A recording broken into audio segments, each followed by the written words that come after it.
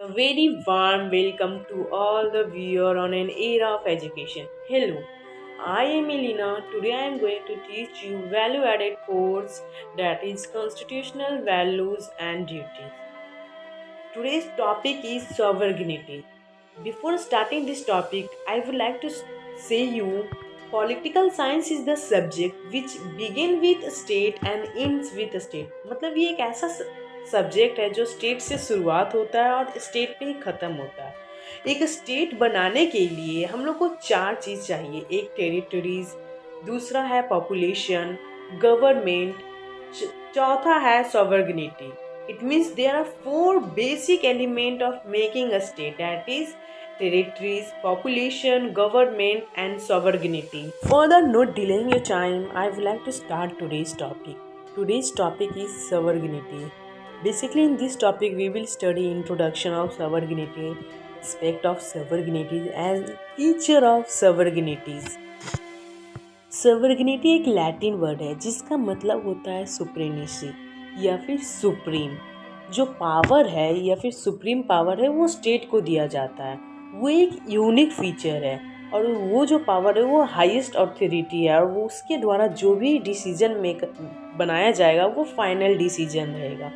No appeal beyond it, no one can share this. मतलब जो सवर्गनिटी power है वो मतलब एक इनडिजिबल पावर है, इसको हम लोग बांट नहीं सकते हैं। Now I am going to teach you aspect of sovereignty. Basically दो एस्पेक्ट है सवर्गनिटी का। पहला है इंटरनल सवर्गनिटी, दूसरा है एक्सटर्नल सवर्गनिटी।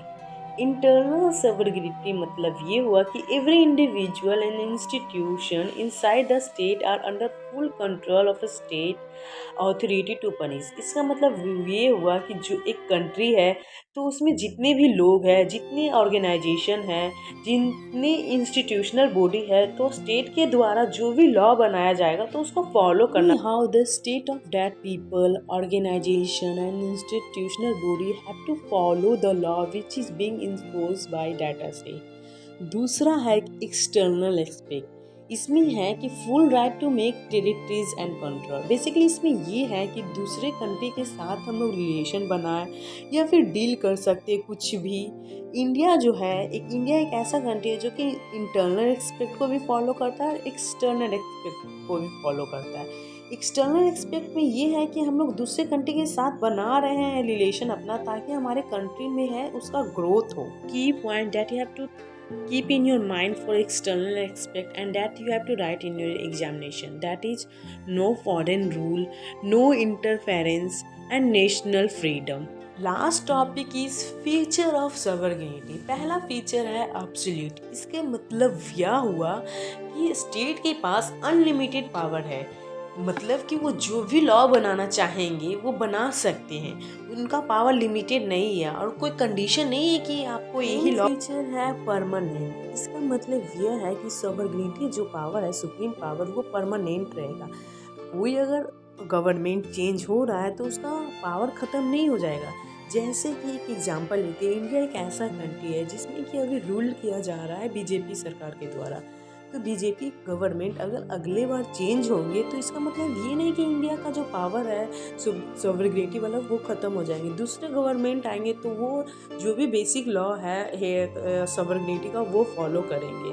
तीसरा फीचर है यूनिवर्सल। इसमें ये है कि हर एक व्यक्ति पर पावर एक्सरसाइज होगा, चाहे वो कोई भी कास्ट से हो या फिर कोई भी क्लास से, चाहे वो रिच हो, पुअर हो या फिर जो भी हो। मतलब स्टेट में अगर वो आ रहे हैं वो व्यक्ति तो उस पर पावर एक्सरसाइज होगा, या फिर कोई ऑर्गेनाइजेशन है या फिर कोई इंस्टीट्यूशन है तो उस पर भी वो पावर एक्सरसाइज होगा। फोर्थ फीचर है इनएनेबिलिटी। इसका अर्थात मतलब होता है अनट्रांसफरेबल।